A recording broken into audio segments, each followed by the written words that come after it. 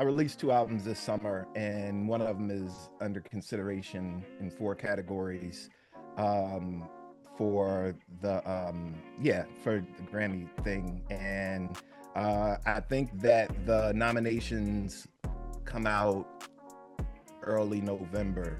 And so we're just kind of waiting for that. But the albums are in anticipation of the book that's coming January or November 19th.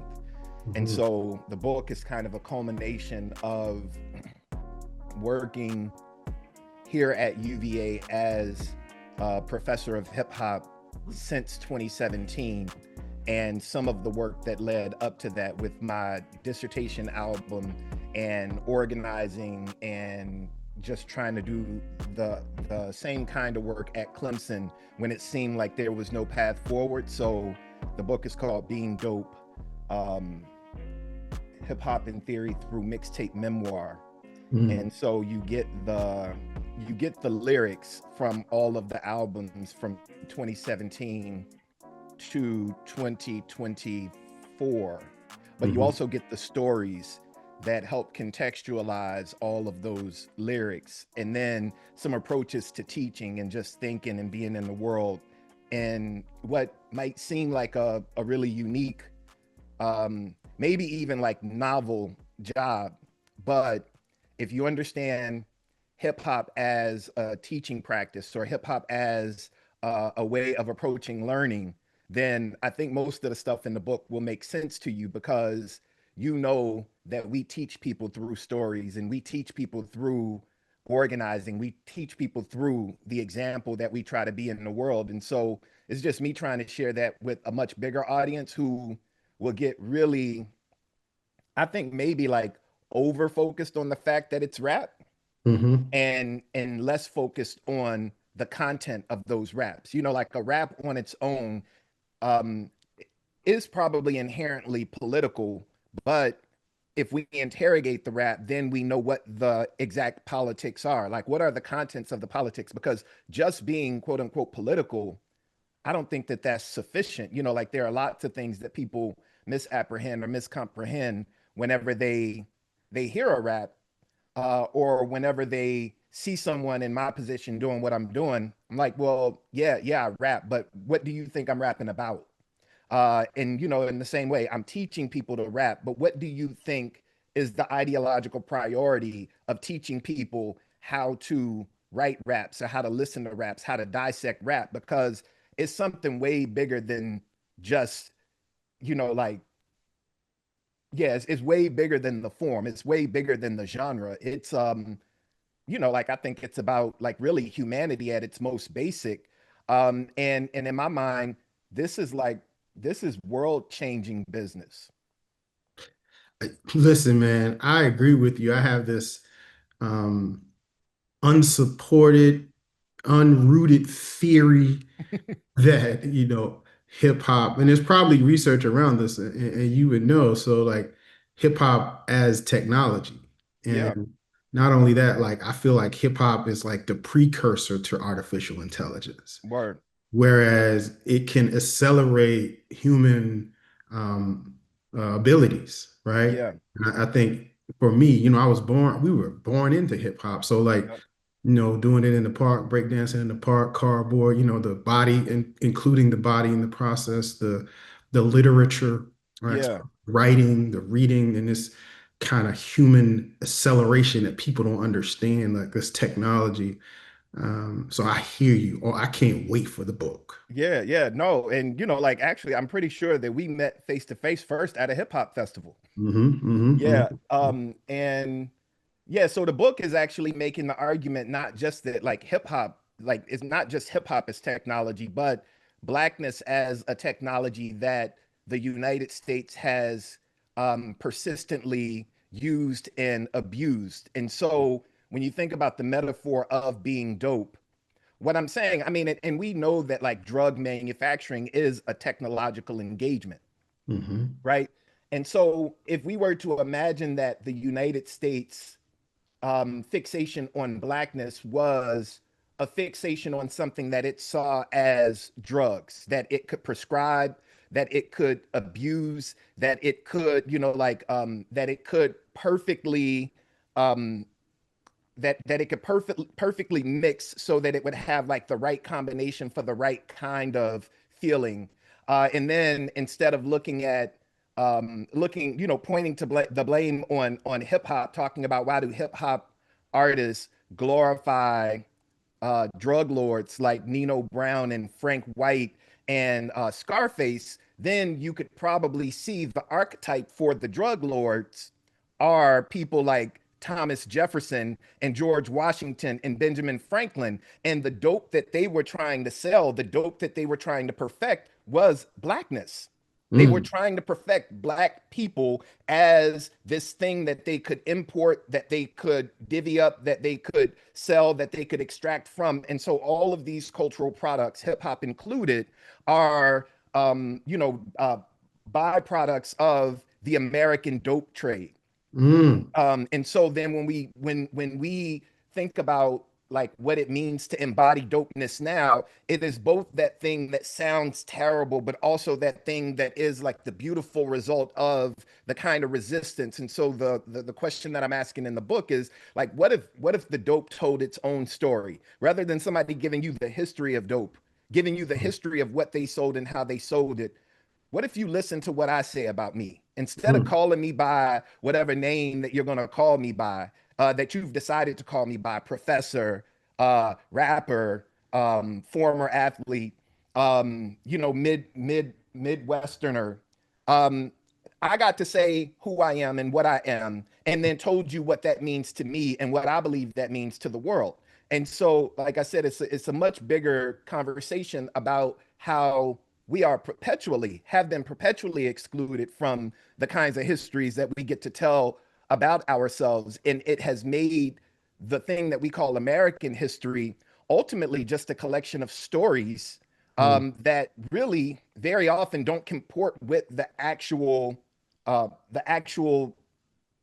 events that went on, mhm, because rather than asking the people who were there, or rather than giving the people who were there the agency to write their own stories, folks looked at a thing and then they said, oh, that's gangster rap, oh, mm, that's underground, oh, that's whatever label they put on it. And the reason they were putting those labels on it was to sell it. It was never about the thing that me and you did when we met at the Nine Pillars Festival, or the thing that me and my brothers do whenever, like a tragedy happens and my brother sends me, like a 32 bar song that he recorded in his basement talking about the shared tragedy, or the thing that happened when I was younger, and going to the local record store in my hometown, and the guy behind the counter selling incense is also saying, hey, you need to look into this history, or you need to look into that, or did you know that the old train tracks used to be where, like X, Y, and Z used to go down in town. And mm, all of those are communal practices that, because they're not able to be turned into a product in the same way that a record is, or the same way that a song is, then folks don't see it on the main stage as part of what it means to be a hip hop artist, or what it means to be a hip hop community member, or what it means, in my case, to be a hip hop professor. mhm, mhm. Yeah, so the book absolutely delves into the technological thing, because I think that's really kind of the crux of the matter. Wow, wow. Can't wait, can't wait. Well, while we on the subject of dope, Hmm. um, I want us to kind of lean into, we had the transitioning of brother D'Angelo, who, I think embodied multiple the boxes that we have created Yeah, for folks in cross genre. Because I would say that D'Angelo is hip hop, but I would also say that he is neo soul. I would also say that I could put him in yeah, different categories. And so, I guess to start off, I'd like to know, like, just um, when you first heard, yeah, like, what was your thought? What was your initial thought when you first heard that D'Angelo passed? yeah. It's strange because um I guess what I thought because I was in the middle of prepping for an interview about some stuff, like dealing with the university. Um, I also thought like the way that um, if history don't repeat, then it rhymes. Like Mm, how that happens. And during the sit-in at Clemson, it was a 9-day sit-in that we were involved in. Um, we found out that Prince passed away, mm, and that sit-in almost turned to church, and mm, folks were just playing Prince music, and you could see that folks were emotional, were kind of moved. You could tell that there was a gravity to the moment. And so in the case of D'Angelo's passing, I was sitting at home by myself, but I felt that same kind of gravity, mm, and also felt immediately that we it's almost like I hope, with the verses with No Limit and Cash Money the other day. A thing that I believe happens with those kinds of events, and I believe that D'Angelo was also involved in the verses. But the like I hope that we start to make more occasions for us to give folks their flowers while they're here, to mm, enjoy them, to receive them. Like, I mean, I don't want us to continue to wait for funerals or continue to wait for obituaries to um, set our love and our reverence in motion. Like, mm. I mean, and I know it's incredible because I know that folks have expressed while D'Angelo was here what he meant, but I don't, man, it just made me think that. And then with regard to categorization, even to sit with what did D'Angelo say about his music? What did D'Angelo classify his music as? And D'Angelo was a person that said, I make black music, You did say that, yes. right? And so, like, what's the difference between making black music and a category again that's manufactured like neo soul? So, and what we do is we come in after the fact and then say that D'Angelo was a pioneer of this genre category that some record label is selling, right? And so we just hopped into the capitalistic box or boat and then floated on, and then we talk about it on those terms. But when D'Angelo told me he made black music, I believed him. Hmm, I hmm, believed him. And when you say you make black music, then that includes hip hop, that includes funk, that hmm, includes soul, that includes country. I mean, it includes everything.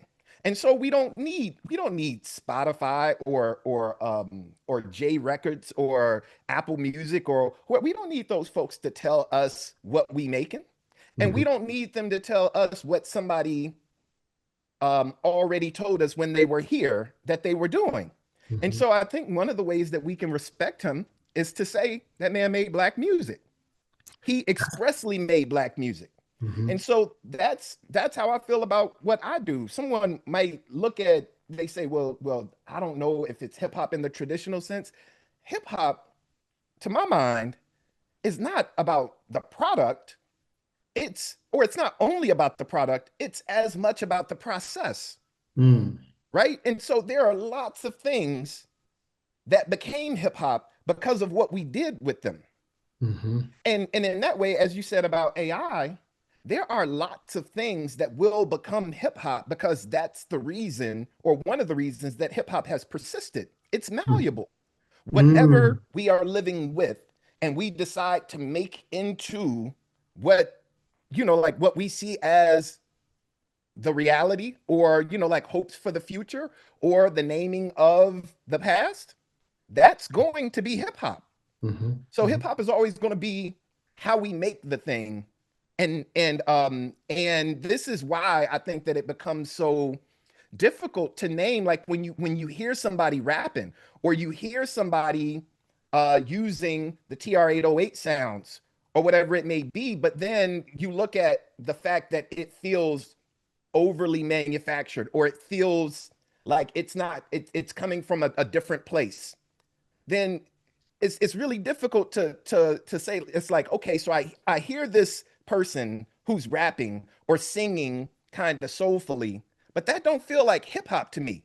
Mhm. Well, the thing is, what are we might know the ingredients to make the product that's called hip hop, but what are the ingredients to make black music, right? Like Mhm. it might be certain cadences, it might be certain instruments, it might be, I mean, like to manufacture the thing, the hip hop product. But the hip hop process, yeah, again, that's a lot harder. A lot harder to put on a conveyor belt.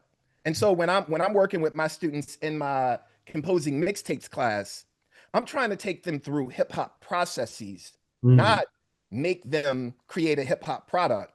So they're like, I don't know, well, I can't rap.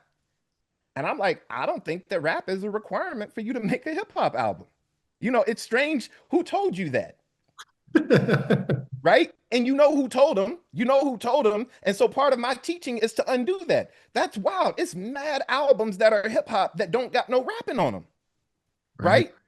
And Mhm. so and so just like I mean, the hyperfixation on products just tells us where we are with regard to capitalism and how it changes the way that we think, and even changes the way that we tell history, or changes the way that we even describe our cultural products or Mhm. cultural processes. So Mhm. um yeah, I want to honor him by continuing to make black music in the tradition of black musicians, rather than altering my definition of music based on prescribed categories that are manufactured by the people who believe that they are qualified to sell us as dope. Yeah. And it's funny because when I think about it, as I listen to you speak, is that um, much of D'Angelo's music, if you watch it carefully over the course of his career, was about process. Mm, In fact, when he always talked about working at Electric Lady. mhm, I saw a recent interview, an older interview of him recently, where they talked about like they were finishing up the Roots album, which blended into Voodoo, but it mhm, was all about the process, and they were just they understood process, and they allowed this kind of cosmic force to enter the space, but they were managing the process and letting the art happen. yeah, I have a question for you though. yeah. So tell me about your first personal encounter with the artist D'Angelo. Tell me about that.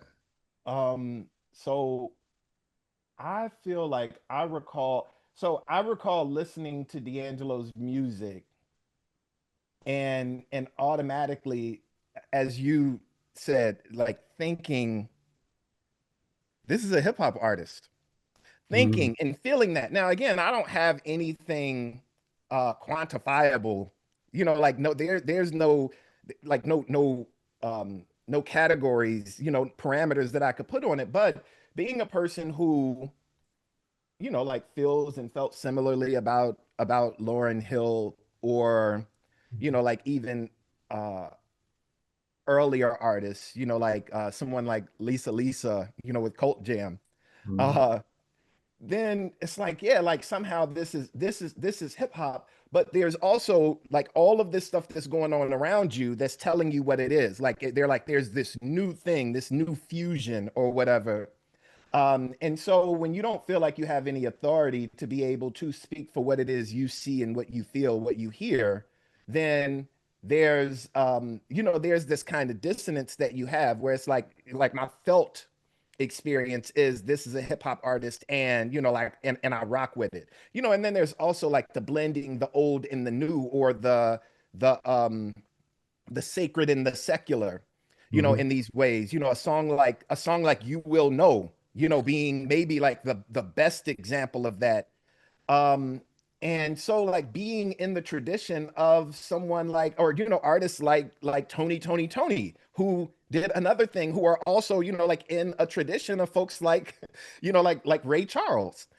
So you hear that, like that genealogy, like you hear that link to, like a sort of generational or multi-generational thing. And then, when it must have been the, I mean, I feel like, I mean, it might be dishonest or a sort of like a revision looking backwards. I think the like the Method Man song, Method Man and D'Angelo, was like, okay, yeah, okay, I see what's happening here. Like I have a really good understanding now of, like of where he is. And then of course, like the Soul Query and stuff, then it's like, yeah, okay, so this is what I thought it was, and they're just calling it, the thing that they're calling it. But it made me think about my um artistry as something that could be broader and could be more attuned to the kinds of influences that I might have intentionally at some point said are not mine to use. As a rapper, I'm not going to harmonize, or I'm not going to layer, or I'm not going to um like enter into certain songwriting practices that I associate with something like R&B. Mm. And so I feel like D'Angelo gave me as an artist permission to like to access the full archive, or a fuller archive than the very narrow lane that I thought that I occupied as a rapper, or as somebody who was interested in lyricism. And I again, I can't speak for in the moment, because like there's very little to compare that to in the moment. But looking back at it, it feels like D'Angelo in his music, his trajectory, gave a whole lot of people that same kind of permission, gave a Mm. whole lot of people that same kind of inspiration. Like the archive is way bigger than the way that we've been looking at it. It's almost like going into the past. It's like he went into the past and then reclaimed this inheritance for all of us.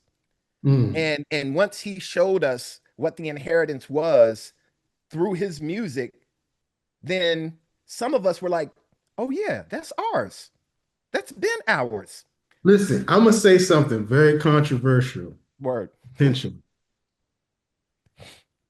No D'Angelo, no Drake. Hmm. Yeah. I mean, I could see it. Well, but also, yes, I can see that.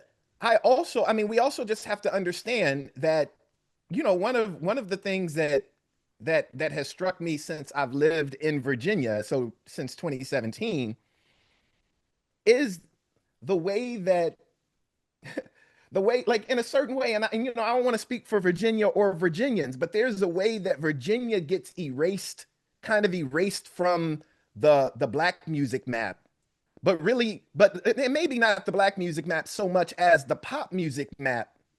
So that when we start talking about regional sounds, and we start talking about like what, I mean, when I came here in 2017, and I'm asking folks like, so what does Charlottesville sound like? What is Charlottesville's hip hop sound? Or what is the sound of Virginia? People would be able to name artists from Virginia, but then they would be like, but Virginia ain't got no sound.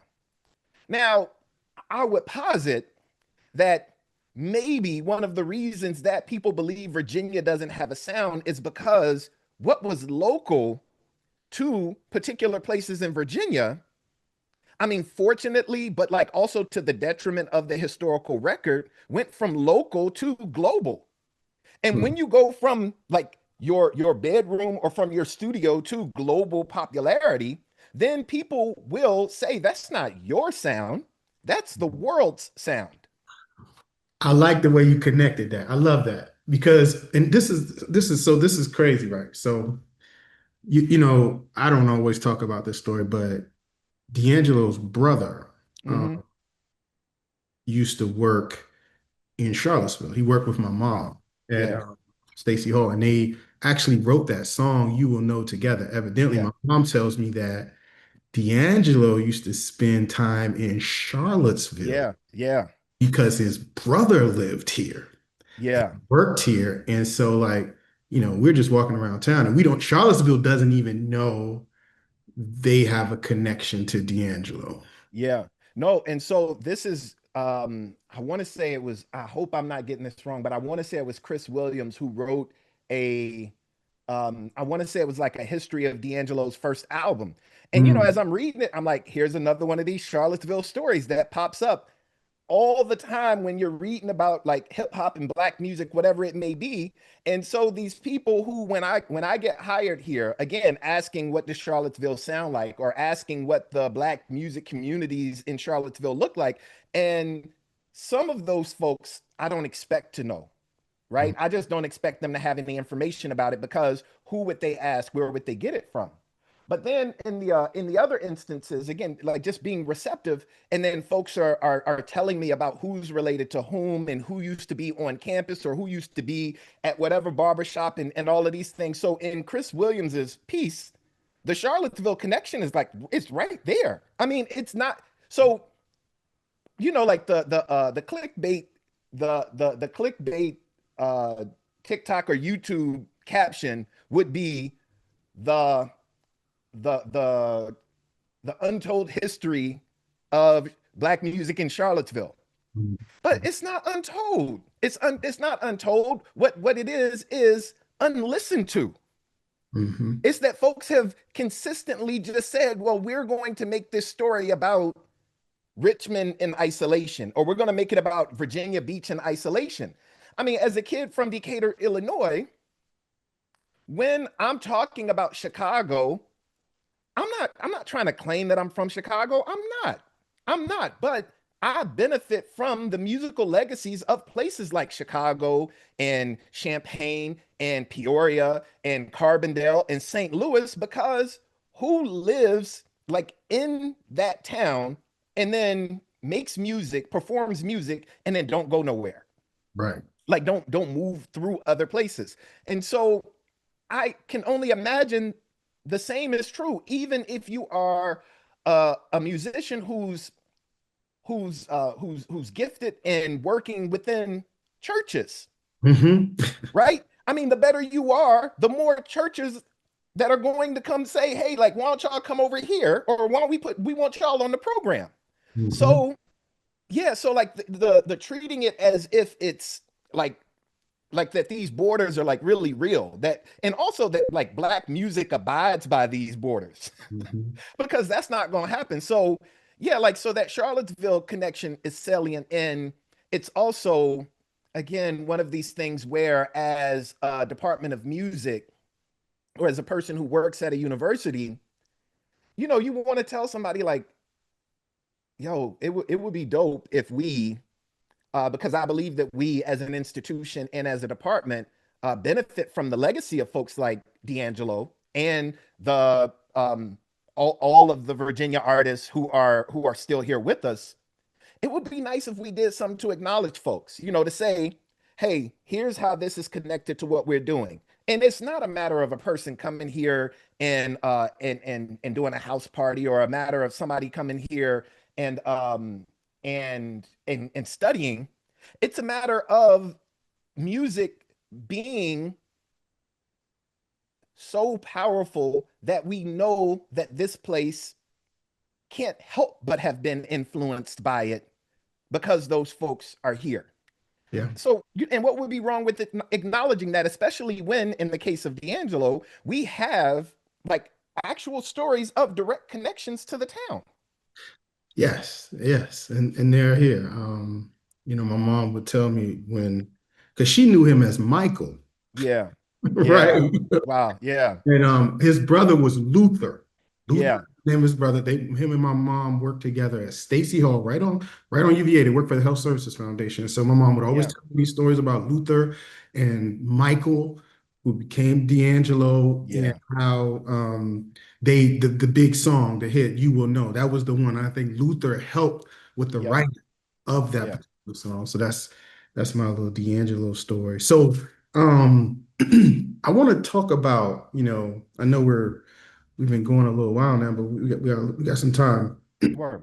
want to talk about the shifts in the sound of D'Angelo over the course of his catalog.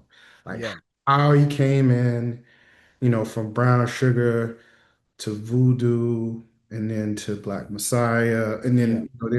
there's things in between that he was doing like hip hop. There's a great song. I'm sure you probably heard of the song Imagine with Snoop Dogg and Dr. Dre Yeah. when they were talking about hip hop actually in that song. And then so like there's like you talked about Method Man, there's songs with him and Lauryn Hill that like kind of fill in the gaps of the catalog. But talk about the journey of that catalog from like Brown Sugar to Voodoo to Black Messiah and kind of all things in between and like, kind of that journey and the Yeah. genre bending of that. Yeah. Well, I'm also thinking now, like you got me thinking about that, about the Common, the Ghetto Heaven joint. Like, cause that's D'Angelo. I think Jay Dilla, man, like so I think that, if I had it to revisit, I would look at it as um a a journey toward fewer restrictions.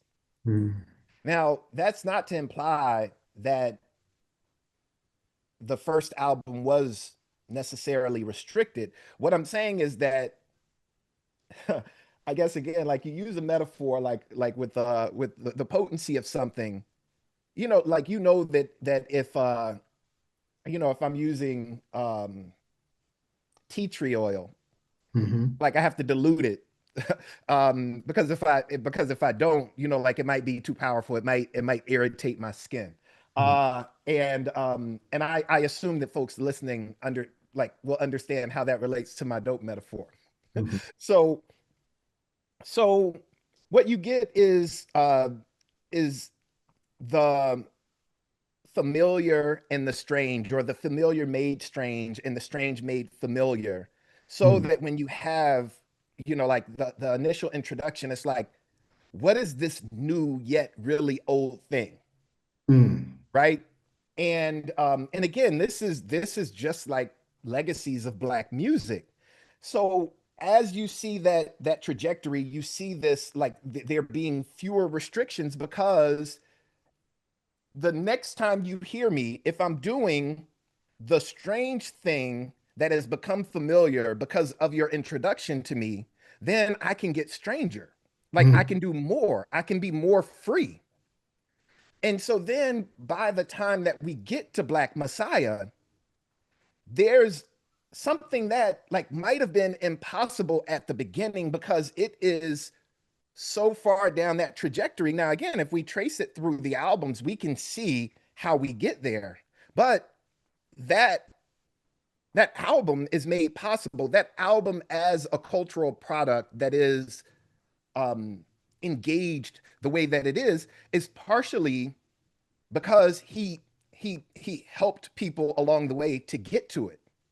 And mhm, so and there are albums, especially albums that the Soulquarian crew has worked on, that when they came out, folks might have been like, that's too weird. It's mhm, too weird. And then, I mean, because this is again a thing about time with black folks.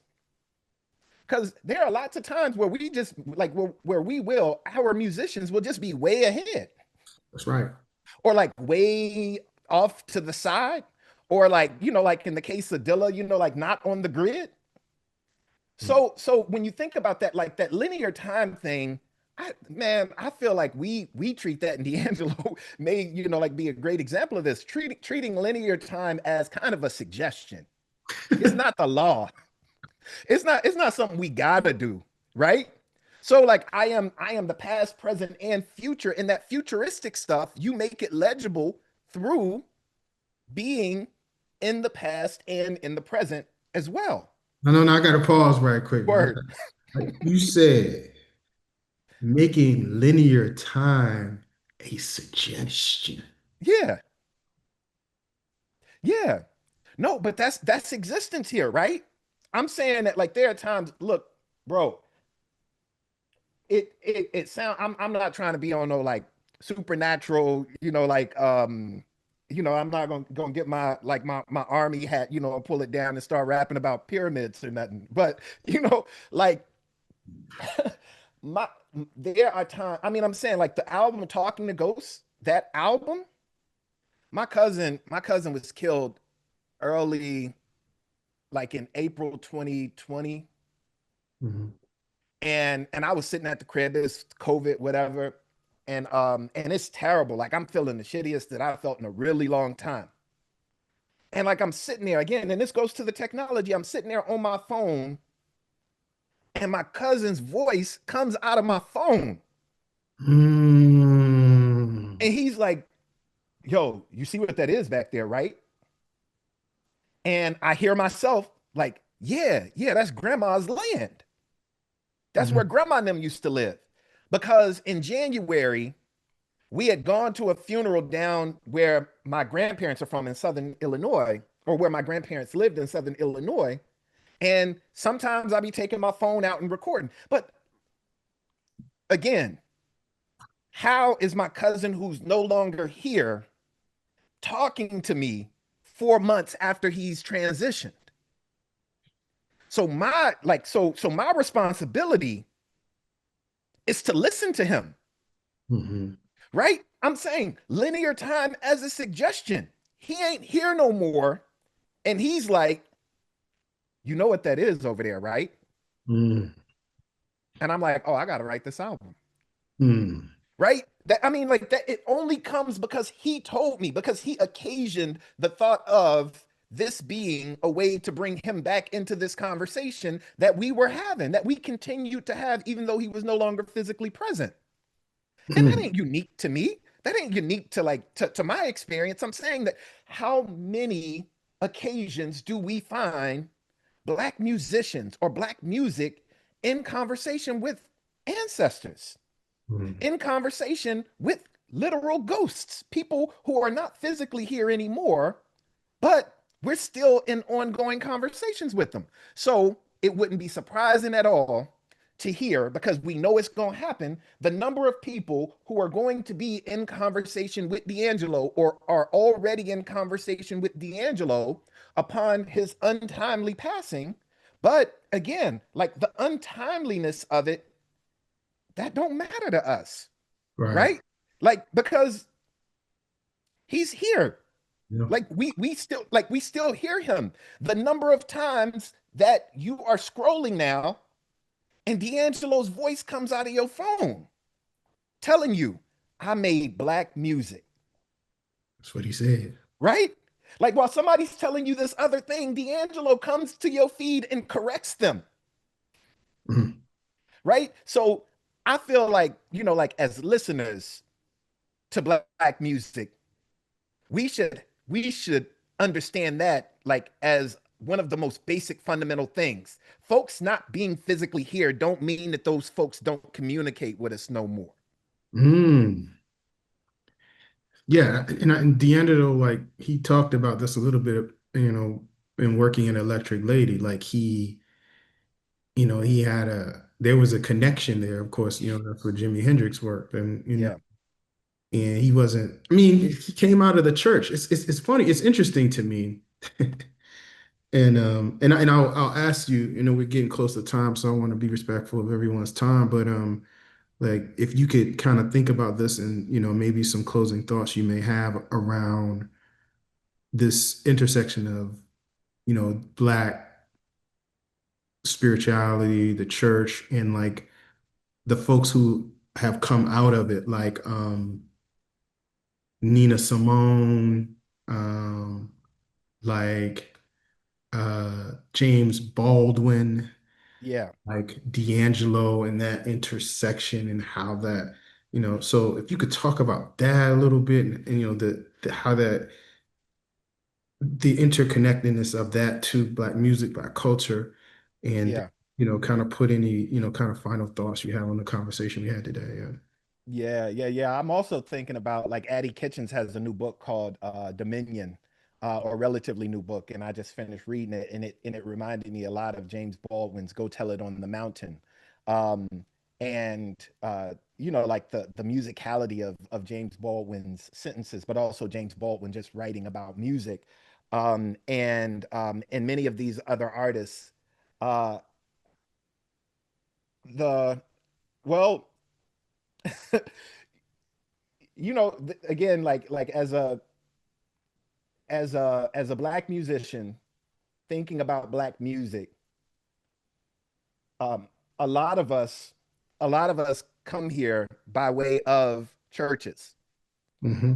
and by churches I don't necessarily mean religion. Hmm. I mean that process that goes on when you're like at choir rehearsal, or when you're at vacation Bible camp, or like when you're standing around at the cookout, or like you're invited to say some words at a dedication, or like a first Sunday or something like that. Like from grandparents who insisted that we be in those places, and the ways that that insistence introduced us to this thing that we call black music, and how some Hmm. of us left those places but still kept being influenced by that music. That music kept jumping out at us and saying, "Don't you remember this? Like this is what home sounds like." And so the example that I'll give you is that moving here to Charlottesville, and I did the first show that I did was with Nathaniel Starr, Yeah. and Kinfolk was the band, and Vintage was on the keys. Hmm. And I felt really, like humbled that they asked me to come and, rock with the band. We had great rehearsals and all that. And then somehow me and Vintage connected, and I was like, yo, like he told me he makes beats. I'm like, Hmm. okay, yeah. I'm definitely, I want to hear what you're doing. He sent them, and when I say it felt like home, I turn around and I'm talking to Truth, one of the beat makers that I've known since undergrad from Eastern Illinois University. We've been making music forever.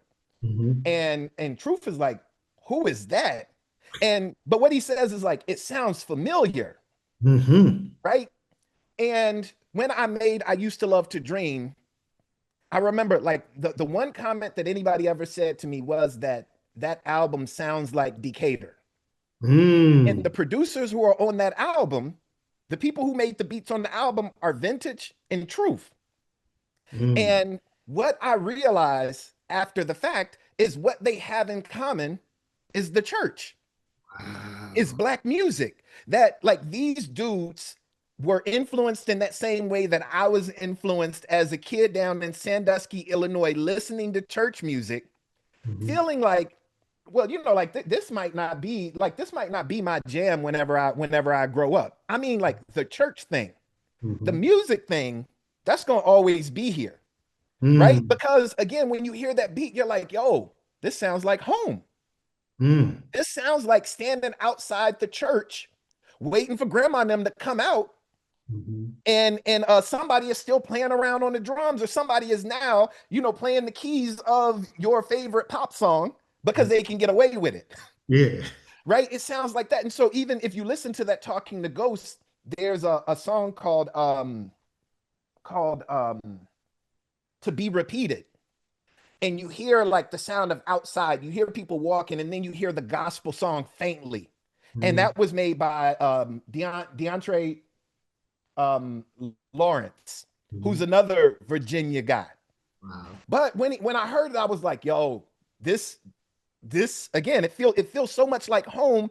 And so like while somebody would be like, are you like, while I might be like, I'm not religious, Hmm. that is kind of elusive because you can hear that influence in what I believe home sounds like. And so I give you that like very personal example to say that again, this is not only my experience. Folks have been writing about this, have been talking about this, but you can hear it. Like you can hear it throughout the journey of so many different musicians. And when they talk, like when somebody like Guy Ramsey writes about like that north south dialogue, between like him coming from Chicago and then going on his trajectory as a scholar and as an artist. He's in Philly now. You realize that whether they're talking about it in an academic account or they're talking about it in a documentary, or you're just hearing it whenever the keyboard player at a local show tells you I got some beats and those beats sound like they understand where you're from, like that relationship again, that you can't make that into a product. You can't make that into, I mean, folks will continue to try to sell it. I know they will, and somebody might even, like, I mean, it's snake oil salesmen all around here. Like, they are going to say, hey, here is the archive of black musical practice. It'll be in a jar and it'll just be empty. And you open it and you think you got access to something that you ain't got access to. Because you don't get access to it unless you're in those rooms, unless you are with those people, because those rooms don't exist no more. What exists now is our memory of those rooms. We're the archives. So you can't have it without us. Wow, we are the archive. We are the archive. We are the living, breathing archive. Wow. Yeah, man. Well, this could go on forever. We'll definitely have to continue the conversation. Yeah.